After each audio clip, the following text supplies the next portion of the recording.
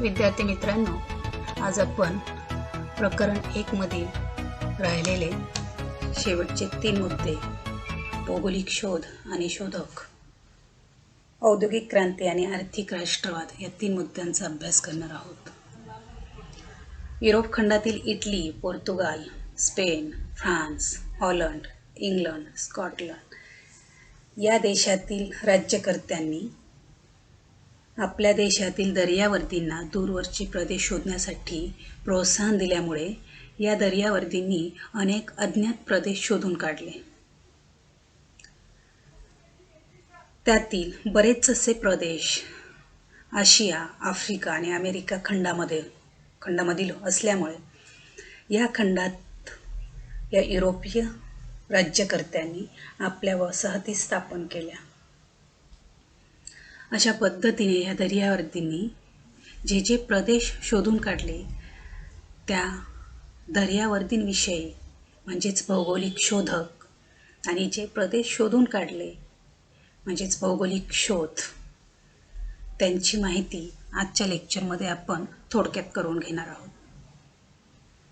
बघा, पहिला प्रवासी आहे दर्यावर्दी आहे मार्को पोलो.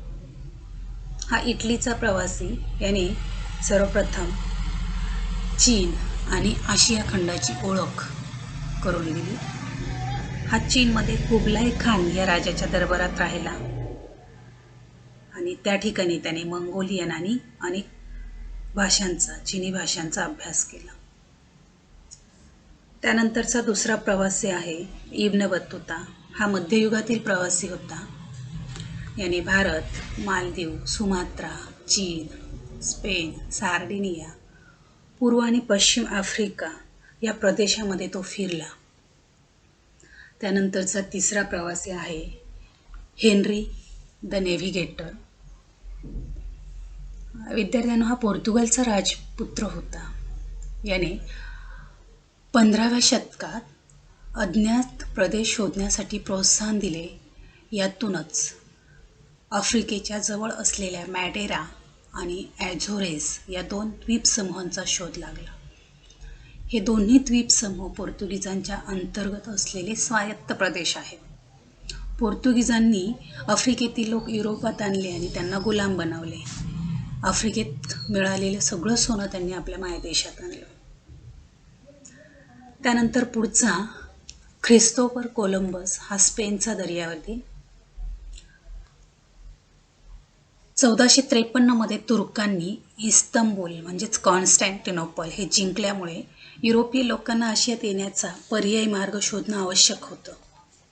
स्पेनचा राजा फर्दिनांद आणि त्याची राणी इसाबेल यांच्या पाठिंब्याने हा ख्रिस्तोफर कोलंबस भारताच्या शोधात निघाला.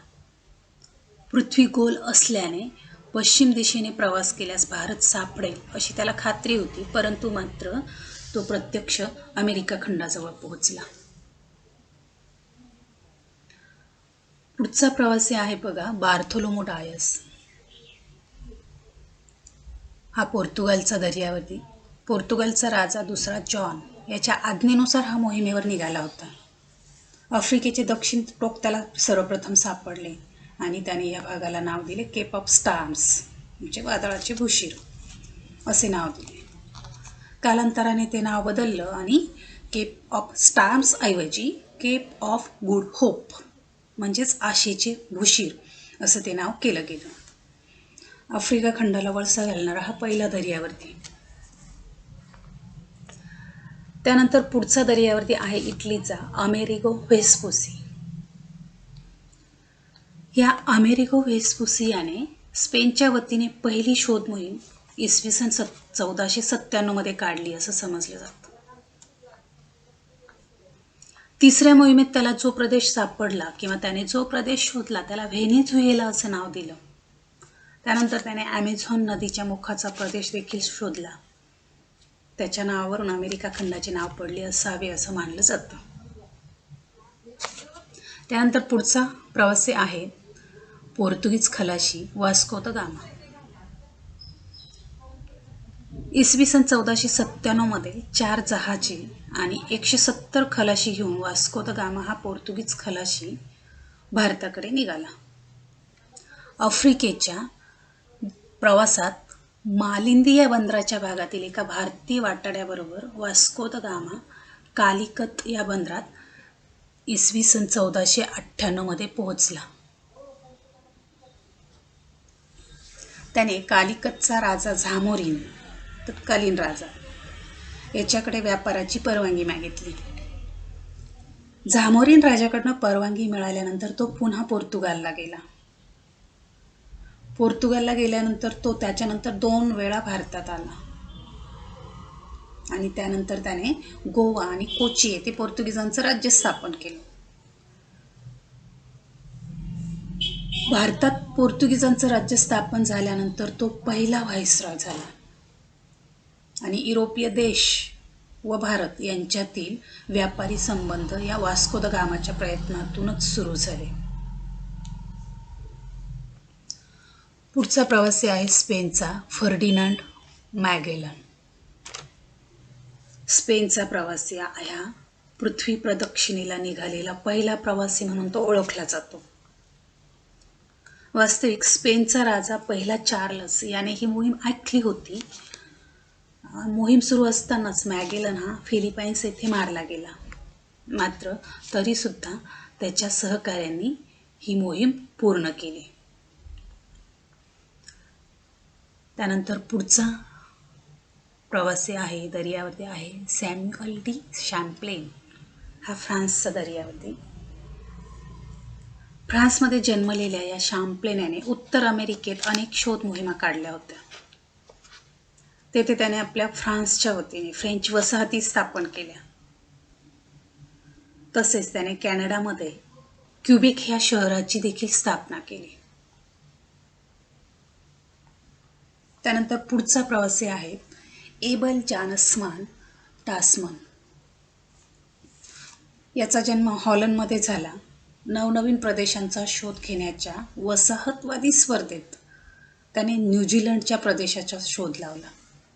1644 मध्ये त्याने न्यूगिनी बेटांच्या किनाऱ्यांचे सर्वेक्षण केले आणि ईशान्य ऑस्ट्रेलियातील क्वीन्सलँडमधील कार्पेंटारिया या प्रदेशाचा देखील या एबल जान्समान टास्मन याने शोध लावला.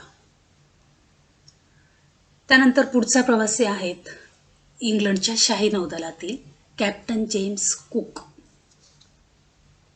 न्यूझीलंड आणि ऑस्ट्रेलिया या प्रदेशांवर इंग्लंडच्या शाही नौदलातील जेम्स कुक याने इंग्लंडचा झेंडा फडकवला होता. त्याने पॅसिफिक महासागरातल्या बेटांची पाहणी केली आणि अचूक नकाशे तयार केले.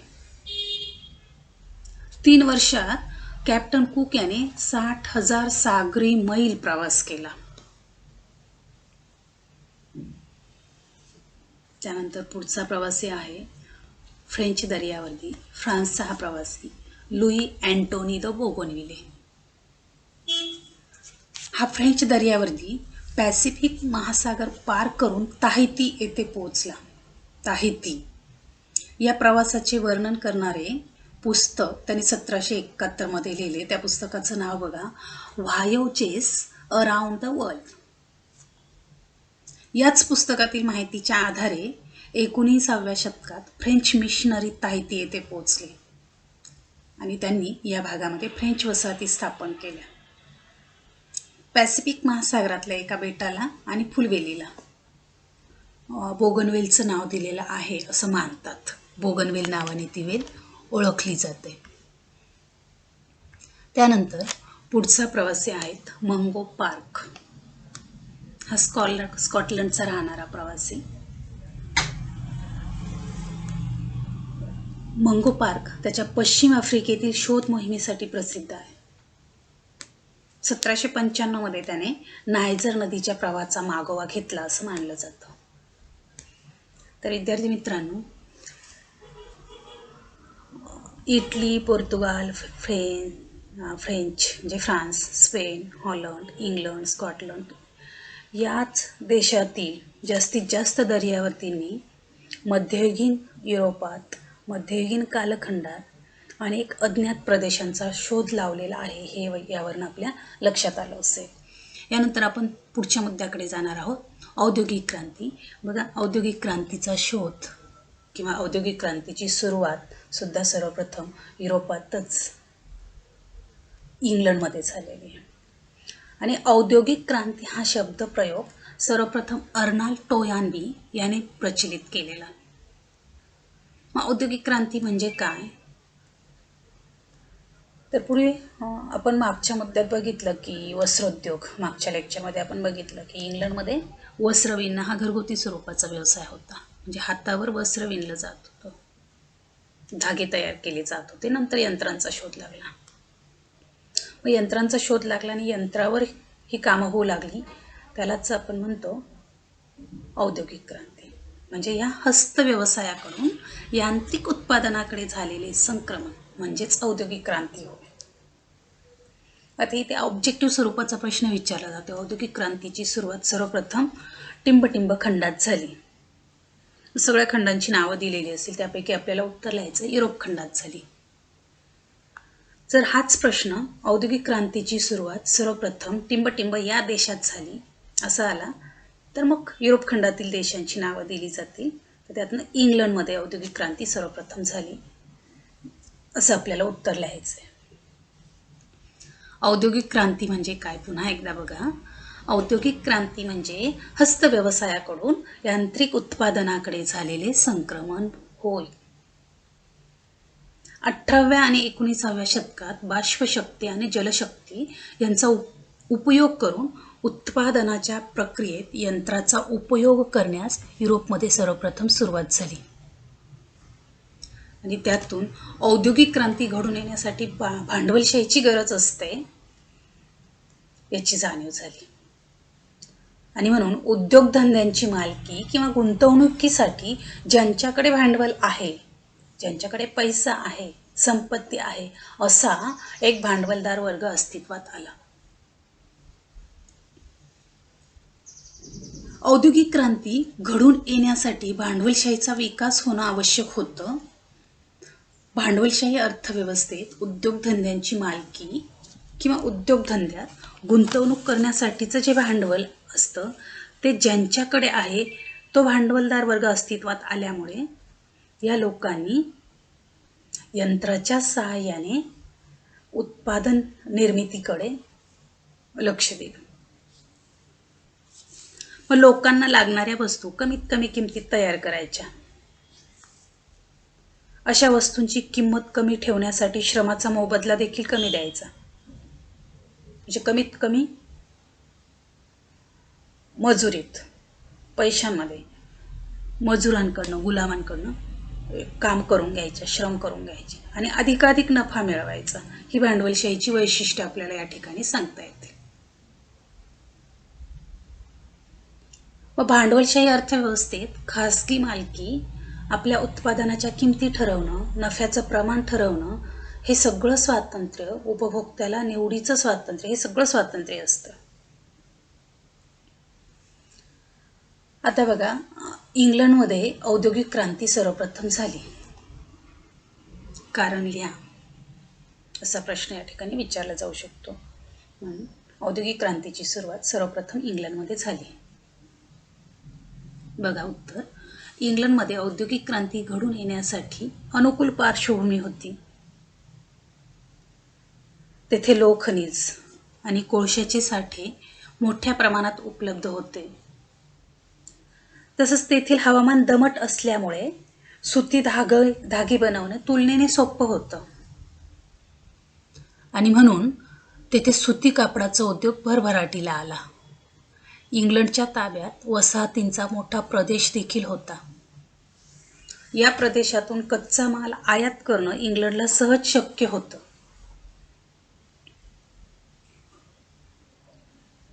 नाविक सामर्थ्याच्या जोरावर हा कच्चा माल प्रक्रिया करून पुन्हा पक्क्या मालाच्या रूपात इंग्रजांच्या ताब्यात असलेल्या वसाहतींमध्ये तो विक्रीसाठी पाठवला जाऊ लागला. आणि मिळणाऱ्या नफ्यातून इंग्लिश व्यापाऱ्यांना मोठ्या प्रमाणात अतिरिक्त भांडवल उपलब्ध झाले.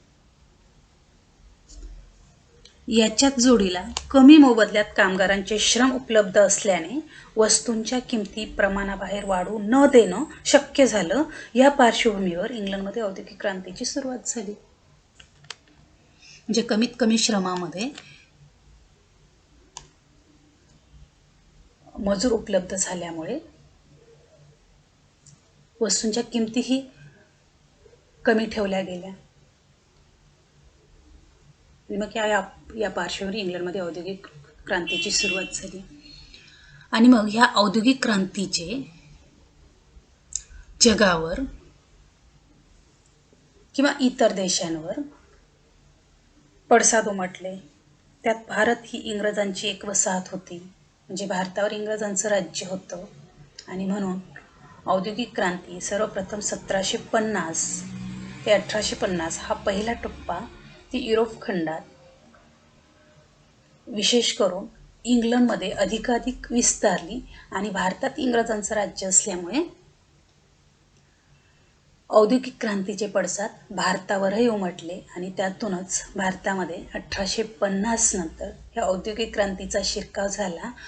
त्यातून भारतातल्या महाराष्ट्रातील मुंबई शहरामध्ये औद्योगिक क्रांती सर्वप्रथम कापड व्यवसायात झाली. आणि 1851ला पहिली कापड गिरणी मुंबईमध्ये सुरू झाली.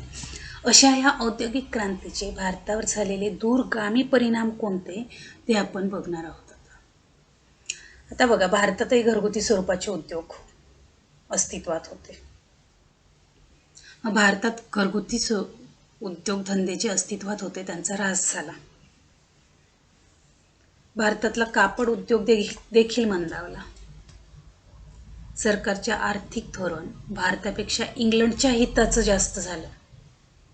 आणि त्यातच 1853 पासून इंग्रजांनी भारतात रेल्वे सुरू केल्यामुळे काय झालं, युरोपीय राष्ट्रांचा माल खेडोपाडी नेणं इंग्रजी व्यापाऱ्यांना शक्य झालं. आणि याचा परिणाम भारताची आर्थिक पिळवणूक झाली, भारताचं आर्थिक शोषण झालं. तर बघा, इंग्रजांनी ह्या औद्योगिक क्रांतीच्या काळात, त्याच्या आधीही किंवा त्याच्यानंतरही भारताचं जे आर्थिक शोषण केलं, वेगवेगळ्या माध्यमातून भारताची आर्थिक लूट केली. याचा सविस्तर अभ्यास आपल्याला दादाभाई नौरोजींनी लिहिलेलं भारताचं आर्थिक शोषण किंवा त्याच भारताचे आर्थिक निस्सारण या ग्रंथामध्ये आपल्याला करता येऊ शकतो. या ग्रंथामध्ये दादाभाई नौरोजींनी वर्णन केलेले की इंग्रजांनी भारताचं आर्थिक शोषण कशा प्रकारे केलं, याचं वर्णन करताना त्यांनी एक उदाहरण दिलेलं आहे. उदाहरण बघा किती विचार करायला लावणार आहेत. भारताची प्रमुख नदी गंगा आणि इंग्लंडची प्रमुख नदी थेम्स. तर दादाभाई नौरोजींनी एका स्पंजचं उदाहरण दिलेलं आहे. स्पंज. इंग्रजांनी भारताची आर्थिक लूट कशी केली हे सांगताना दादाभाई नौरोजी म्हणतात की इंग्रज व्यापाऱ्यांनी गंगा नदीत स्पंज बुडवायचा आणि तो थेम्स नदीत पिळायचा, गंगा नदीत बुडवायचा, पुन्हा थेम्स नदीत पिळायचा. असं करून गंगा नदी कोरडी ठाक केली आणि थेम्स नदी दुथडी भरून वाहू लागली. म्हणजे अशा प्रकारे इंग्रजांनी आपल्याला दारिद्र्याच्या खाईत, आर्थिक संकटात ढकलून दिलं आणि स्वतः मात्र भारताच्या जीवावर मालामाल झाले, भांडवलदार झाले, श्रीमंत झाले. अशा रीतीने ह्या औद्योगिक क्रांतीचा आपण इथे विचार केलेला आहे. त्यानंतर आपण प्रकरणाच्या शेवटच्या मुद्द्याकडे जात आहोत, आर्थिक राष्ट्रवाद. तर आर्थिक राष्ट्रवाद म्हणजे काय किंवा आर्थिक राष्ट्रवाद कशाला म्हणायचं? तर औद्योगिक क्रांती युरोपात सुरू झाली आणि आर्थिक राष्ट्रवाद पुढे आला. म्हणजे आपल्या राष्ट्राच्या आर्थिक विकासाला प्राधान्य देणे हे आर्थिक राष्ट्रवादाचं उद्दिष्ट किंवा ध्येय. आपल्या राष्ट्राच्या आर्थिक विकासाला प्राधान्य देण्यासाठी ह्या लोकांनी काय काय केलं बघा. आपल्या प्रतिस्पर्धी राष्ट्राची आर्थिक नाकेबंदी करायला सुरुवात केली. स्पर्धक राष्ट्राच्या व्यापारावर आर्थिक निर्बंध घालण्याचा प्रयत्न झाला. मग ह्या आर्थिक राष्ट्रवादाची वैशिष्ट्य म्हणून आपण त्याचा विचार करू शकतो की प्रतिस्पर्धी राष्ट्राची नाकेबंदी करणे, आयात निर्यातीवर बंदी घालणे, इतर राष्ट्रांच्या मालावर जबर जास्त जकात आकारणे, प्रतिस्पर्धी देशाबरोबर वेळ पडली, प्रसंग आला तर युद्ध करणं, यातून साम्राज्यवादाला सुरुवात झाली. गुंतवणूकदारांना आकर्षित करणं, यातून वसाहतींचं आर्थिक शोषण सुरू झालं. औद्योगिक क्रांतीने ज्या अतिरिक्त उत्पादनाला जन्म दिला, त्याच अतिरिक्त उत्पादनाने आर्थिक राष्ट्रवादाला आणि पर्यायाने साम्राज्यवादाला बळ पुरवलं.